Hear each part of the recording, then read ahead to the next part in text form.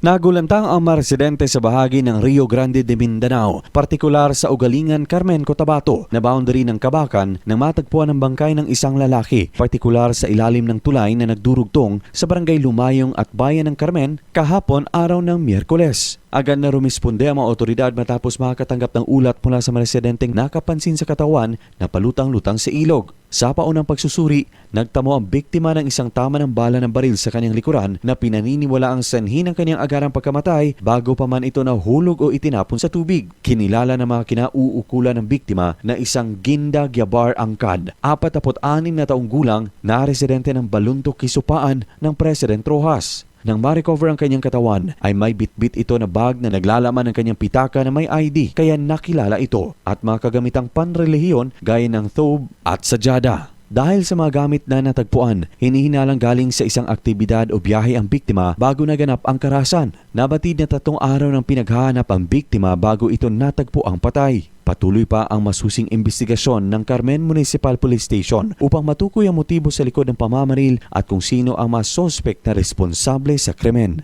Tinitingnan na rin ng mga otoridad kung saang bahagi ng ilog posibleng unang itinapon ng biktima bago ito dinala ng agos patungo sa ilalim ng tulay na boundary ng Lumayong at Carmen. Nananawagan naman ang otoridad sa sinumang may impormasyon tungkol sa huling nakasama ni Angkad na makipagtulungan sa kanilang tanggapan upang mapabilis ang pagkamit ng hustisya. Luigi Alan Totor, NDBC, Bida Balita.